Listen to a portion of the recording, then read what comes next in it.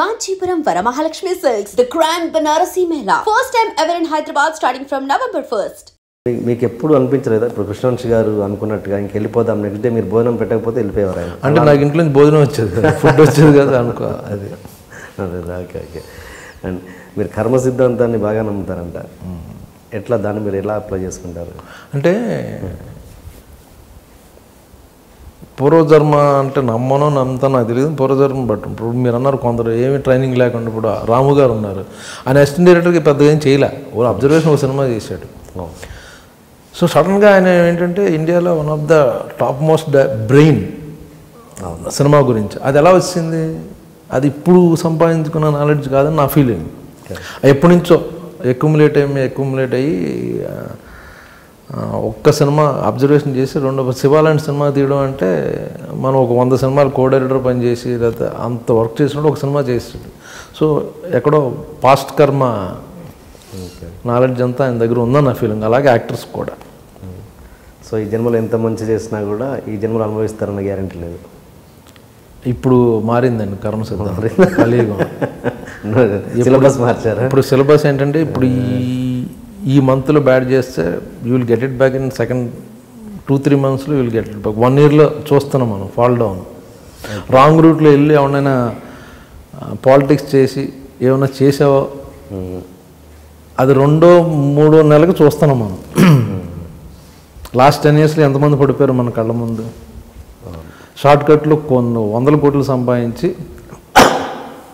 మనం చూస్తున్నాం ఇప్పుడు వాళ్ళు జైల్లో ఉండడం లేకపోతే ఆ ఇండస్ట్రీ నుంచి బయటకు వెళ్ళిపోవడం వాళ్ళ ఆస్తులు అమ్మేసుకోవడం వాళ్ళ బ్యాంక్ ఇన్ని స్కాములు చూస్తున్నాం సో ఇప్పుడు అలా కదా పాత నెక్స్ట్ జన్మ ఏం కదా ఈ జన్మలోనే ఇప్పుడే జరిగిపోతుంది ఓకే ఇప్పుడు శివ టాపిక్ వచ్చింది కాబట్టి గులాబీలో మీరు చెప్పారు బ్యాక్ స్టాప్ గురించి ఇప్పటికీ చెప్పుకుంటున్నారు అని అలా మీరు గొల్లపూడి మారుతిరావు గారిని చంపే సీన్లో వర్మ గారు ఇచ్చిన ఎక్స్ప్లెనేషన్ అదొకసారి చెప్పండి అదా నేను ఏ రియాక్షన్ ఇవ్వాలని అని అడిగాను రాము గారిని జనరల్గా ఏంటంటే ఒకటి దగ్గర పనిచేసి వాడిని మనం బ్యాక్ స్టాప్ చేస్తున్నప్పుడు అతను మనం చూస్తున్నప్పుడు మనం ఇది రెగ్యులర్ ఎక్స్ప్రెషన్ సినిమాటిక్ ఎక్స్ప్రెషన్ అంటే నా ఎలా ఇచ్చాను చూసావా నీకు అని ఒక రెగ్యులర్ ఆయన నువ్వు గిల్ట్ ఫీల్ అవ్వాలన్నా షాక్ గిల్ట్ ఫీల్ అవ్వడం ఏంటి మన సినిమాలను చూసి సినిమా నాలెడ్జ్ ద్వారా ఎక్స్ప్రెషన్స్ ఏంటంటే చూసింది ఏంటంటే ఒక కన్నింగ్ లుక్ చూసావా ఎలా ఇచ్చాను నీకు అన్నది కాన్సెప్ట్ యాక్చువల్గా ఈయన కొంచెం గిల్ట్ ఫీల్ అవ్వు నేను షాక్ ఇదేంటి గిల్ట్ అంటే అవును యాక్చువల్గా ఒక ఆయన దగ్గర పని చేస్తున్నాం మనం నిజ జీవితంలో అతన్ని మోసం చేయాలనుకుంటే ఆ టైంకి అతని కళ్ళల్లో కళ్ళు పెట్టి చూడలేము అప్పుడు తలదించుకోవడం లేకపోతే ఆ గొట్టుకేసో ఇది చేస్తావా అన్నారు ఈయన మామూలు డైరెక్టర్ కాదు ఎక్కడికి వెళ్ళిపోతాడు అనుకున్నాను అది కరెక్ట్ యాక్చువల్గా అప్పుడు అనుకున్నారా శివ నిజంగా అంటే చాలామంది ఎవరు శివ సక్సెస్ని ఎవరు ఈవెన్ ఇంక్లూడింగ్ ఆర్జీవి ఎక్స్పెక్ట్ చేయలేదు మీరు ఎక్స్పెక్ట్ చేశారా ఆర్జీవి ఎక్స్పెక్ట్ చేశారా సక్సెస్ డెఫినెట్గా యాక్టర్స్లో నేను బాగా ఇన్స్పైర్ అయ్యాను న్యూ ఎక్విప్మెంట్ రావడం కొత్త షాట్లు తీయడం ఓకే యాక్చువల్లీ నేను దొంగతనంగా సినిమా డబల్ పాజిటివ్ చూశాను అవునా ఓకే ఆ సినిమాకి దాంతో రాము గారు ఒక 1 year నాతో మాట్లాడలే ఇళయరాజు గారు చూస్తున్నారు నేనేమో తేజ నన్ను బైక్ మీద దింపు అన్నాడు థియేటర్ దగ్గర నేను కూడా చూస్తాను అన్నాను పర్లేదు అని అన్నాడు సో తేజ రాము గారు సురేంద్ర గారు కింద ఉన్నారు ఇళయరాజు గారు చూస్తున్నారు నేను వెనక రోలో ఆయన రాము గారు నేను కొంచెం వెనక రోలో చీకట్లో నుంచి చూసి వెళ్ళిపోయాను కిందకు వచ్చాను మధ్యలో సురేంద్ర అటు ఇటు తిరక్క డిస్టర్బెన్స్ రాజా గారు చూస్తున్నారని ఓహో ఆయన పర్మిషన్ ఇచ్చాడు మళ్ళీ వెళ్ళి ఆ 2 డోర్ల మధ్యలో నుంచి చూస్తే సినిమా మొత్తం డబుల్ పాజిటివ్ చూసినప్పుడే మీరు అద్భుతంగా ఉన్నాం తర్వాత 1 year మీతో మాట్లాడలేదన్నారు కదా అంటే ఇంకా తర్వాత అంటే ఇంప్రెషన్ పోయింది నా మీద చెప్పాను కదా ఆయన కూడా వచ్చి చూసేసాడని నాకేమో ఇదేదో తీస్తున్నాడని ఫీలింగ్ నాకు చేశారా మీరు మళ్ళీ శివ వర్మ గారితో మళ్ళీ తర్వాత ఆయన హిందీ సినిమాలు అంటే హిందీ శివ చేశాను మళ్ళీ ఆయనతో హిందీ శివ అనేది చేశా బట్ ఆ తర్వాత ఆయన మళ్ళీ హైదరాబాద్ రావడం అప్పుడు మళ్ళీ ఆయనతో ఇదయ్యాం మీరు ఇప్పటివరకు పనిచేసిన డైరెక్టర్లలో అంటే బెస్ట్ అని అనడం కాదు కానీ మీకు నచ్చిన డైరెక్టర్స్ ఎవరు? అన్ని రకాలుగా ట్యూన్ అయ్యి యాజ్ అన్ ప్రేక్షకుడిగా ఆర్జీవి ఇస్ ద బెస్ట్ అండి నాకు.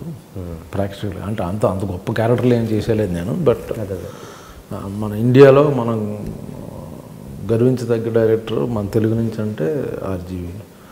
అలాగే రాజమౌళి గారు, కృష్ణవంశీ, త్రివిక్రమ్ శ్రీనివాసు, పూరి జగన్, అలాగే అందరూ, తేజ. అండ్ మీరు యంగ్ డైరెక్టర్స్ని అప్కమింగ్ డైరెక్టర్స్ని బాగా ఎంకరేజ్ చేస్తారంట చాలా వరకు. అంటే ఫర్ ఎగ్జాంపుల్ మేర్లపాక గాంధీ, ఆయన ఫస్ట్ సినిమా సూపర్ హిట్ ఇచ్చినా కూడా స్ట్రగుల్స్లో ఉన్నప్పుడు మీరు అతన్ని తీసుకొని మళ్ళీ మీ సినిమా ఇప్పించినట్లు మీ పాత్ర చాలా ఉందని. సినిమా నేను ఇప్పించలేదు, అతనేం స్ట్రగుల్ అవ్వలేదు. అతను వెంకటాద్రి ఎక్స్ప్రెస్ తర్వాత వేరే బ్యానర్లో సినిమా చేయాలి వేరే హీరోతో. అక్కడ తను రాసుకున్న కథకని వాళ్ళకి ఏదో సింక్ అవ్వట్లా.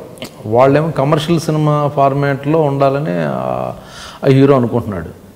అంటే హీరో సెంట్రిక్ ఫిల్మ్ అవ్వాలని తన ఉద్దేశం. గాంధీ ఉద్దేశం ఏంటంటే హీరో ఉంటాడు బట్ 4-5 క్యారెక్టర్లు ఉండి ఇంపార్టెంట్ క్యారెక్టర్లు ఉండి ఆ స్క్రీన్ ప్లే అలాగే ఉంటుంది గాంధీది. ఎప్పుడు ఓన్లీ హీరోయిజం అలా ఇతని స్కూల్ అది.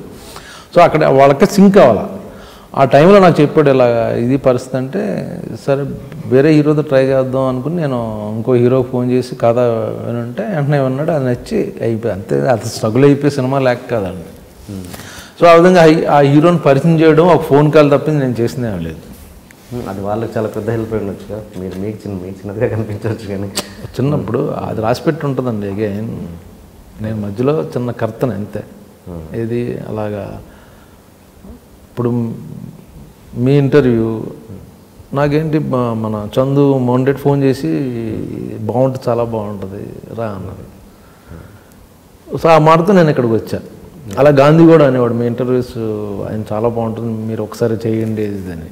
ఓకే. సో వాళ్ళు ఏది ఫేవర్ చేసేస్తారు, నేను ఫేవర్ చేయడం కాదు. అది ఇట్ హ్యాపెన్స్ అంతే. అది అలాగా జరగాలని రాసిపెట్టి అది నా ద్వారా జరుగుద్ది, నేను జరగకపోతే ఇంకోటి ద్వారా జరుగుద్ది. అది జరగడం అనేది ఖాయం. అది వేరే వాళ్ళ ద్వారా జరగచ్చు అంతే. ఎనివే థ్యాంక్స్ అండి చందు గారు అండ్ మేర్లపాక గాంధీ గారు. మీ వల్ల బ్రహ్మగారు ఇప్పటివరకు నా ఇంటర్వ్యూ చూడలేదు, అయినా కూడా మీరు చెప్పడం వల్ల వచ్చింది. థ్యాంక్స్. అంటే గాంధీ గారు అని కాదండి, మీరు అంటే ఇండస్ట్రీలో టాక్ ఉంది మీరు అప్కమింగ్ డైరెక్టర్స్కి డెఫినెట్గా సపోర్టివ్గా ఉంటారన్న విషయం అయితే ఆ టాక్ ఉంది.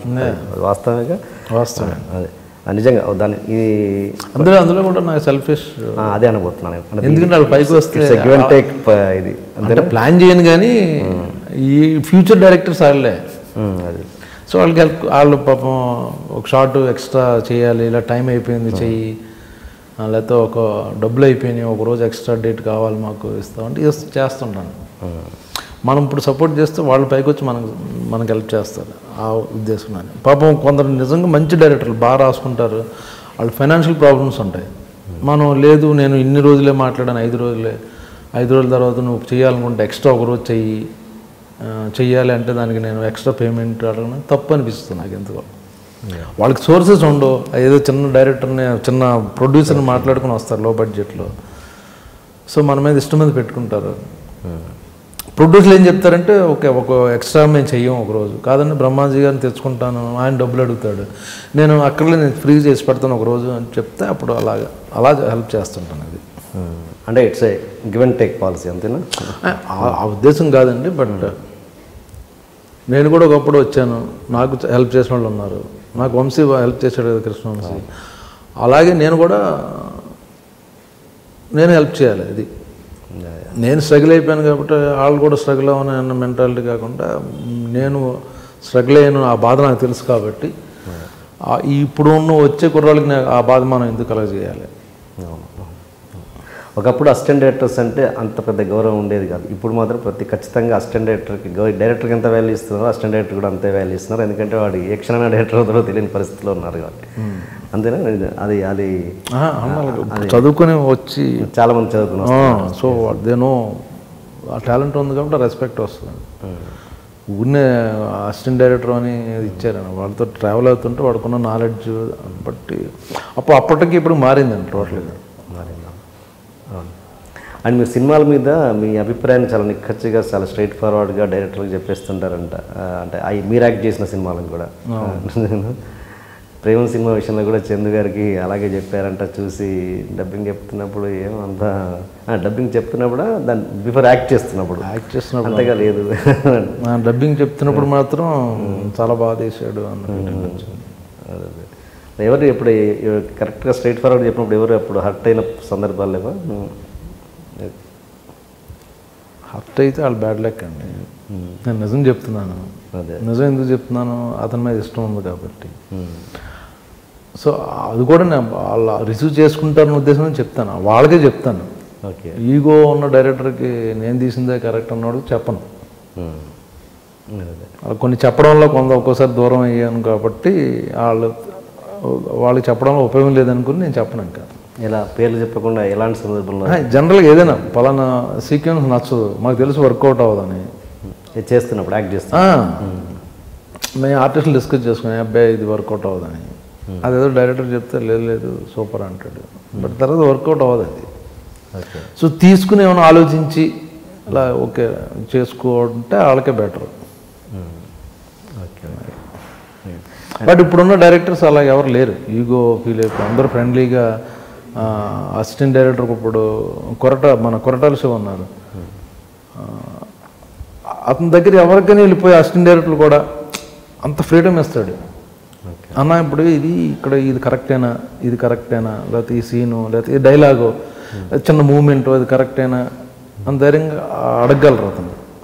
తను చెప్తాడు కూడా ఈ విషయంలో ఇలా అనుకుంటున్నాను ఆ కన్విన్స్ అయితే ఓకే, లేకపోతే తను వింటాడు కూడా. సో అంత పెద్ద డైరెక్టర్ ఇప్పుడు, బట్ చాలా క్యాజువల్గా ఫ్రెండ్లీగా ఓపెన్గా అందరూ ఇప్పుడు అందరూ అంచుమించుకు అలా ఉంటున్నారు. ఎవరో నేను చేసిందే కరెక్ట్ అంటలేదు. సో సరే టీం వర్క్, వాళ్ళు అనుకున్న దాంట్లో ఒక్కోసారి మనం ఒకేసారి కొత్తగా ఉన్నప్పుడు మనకేదో చిన్న ఫాల్ట్ తెలుస్తుంది. సో మనకు అనిపిస్తుంది అది ఇది కరెక్టేనా కాదా అని. ఓకే.